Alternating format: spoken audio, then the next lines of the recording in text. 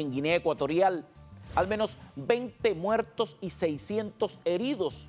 Este es el saldo por las explosiones en un depósito de dinamita. Las imágenes son impresionantes. Según el presidente del país, las explosiones se produjeron por una manipulación negligente de los depósitos de dinamitas y explosivos de un cuartel militar.